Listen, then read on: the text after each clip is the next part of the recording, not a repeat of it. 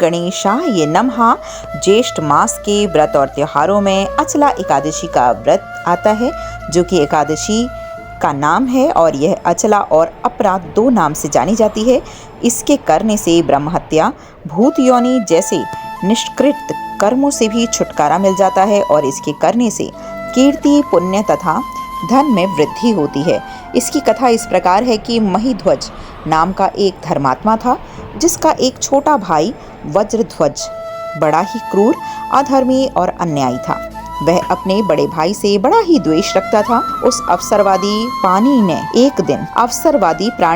एक दिन रात्रि में बड़े भाई की हत्या करके उसकी देह को जंगल में पीपल के वृक्ष के नीचे गाड़ दिया। मृत्यु के उपरांत राजा प्रेतात्मा रूप में पीपल के वृक्ष से अनेक उत्पात करने लगा। अकस्मात ही एक दिन धौम्य नामक ऋषि उधर से गुजरे और उन्होंने अपने तपोबल से प्रेत के उत्पात का कारण पूछा और जीवन वृतांत समझा। ऋषि ने प्रसन्न होकर उस प्रेत को पीपल के वृक्ष से उतारा और परलोक विद्या का उपदेश दिया।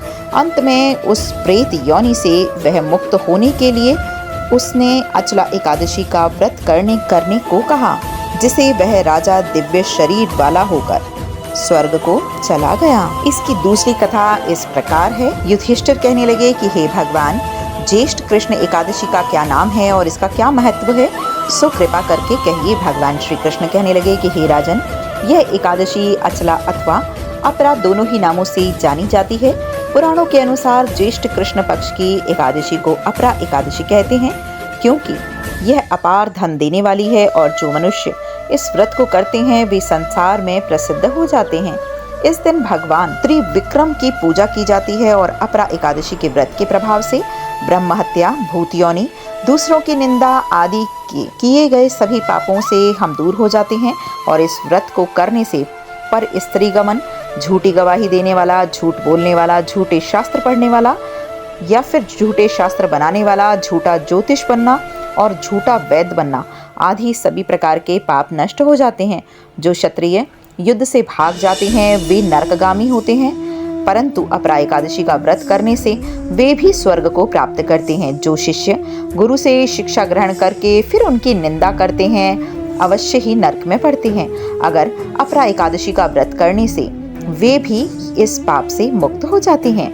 जो फल तीनों पुष्कर में कार्तिक पूर्णिमा को स्नान करने से और गंगा तट पर पितरों का पिंडदान करने से प्राप्त होता है, वही अपरा एकादशी का व्रत करने से प्राप्त होता है। मकर के सूर्य में प्रयागराज के स्नान से, शिवरात्रि का व्रत करने से, सिंह राशि के बृहस्पति में गोमती नदी में स्नान करने से, कुंभ में केदारनाथ के दर्शन करने से या फिर बद्रीनाथ के दर्शन करने से, सूर्य ग्रहण में कुरुक्षेत्र में स्नान करने से, स्वर्ण दान करने से अथवा अर्ध प्रसूता गोदान से जो फल प्राप्त होता है वही फल अपरा एकादशी के व्रत से प्राप्त होता है। यह व्रत पाप रूपी वृक्ष को काटने के लिए कुल्हाड़ी है, पाप रूपी ईंधन को जलाने के लिए अग्नि, पाप रूपी अंधकार को मिटाने के लिए सूर्य के समान, मृगों को मारने के लिए सिंह के समान है। अतः मनुष्य को पापों से डरते हुए इस व्रत को अवश्य ही करना चाहिए। अपरा एकादशी का व्रत तथा भगवान का पूजन करने से मनुष्य सब पापों से छूटकर विष्णु लोक को जाते हैं। इसकी प्रचलित कथा के अनुसार प्राचीन काल में महिध्वज नाम का एक धर्मात्मा राजा रहा करता था। उसका छोटा भाई वज्रध्वज बड़ा ही क्रूर, अधर्मी तथा अन्यायी था। वह अपने बड़े भाई से द्वेष रखता था। उस पापी ने एक दिन रात्रि में अपने बड़े भाई की हत्या करने की सोची और उसकी देह को एक जंगली पीपल के नीचे गाड़ दिया।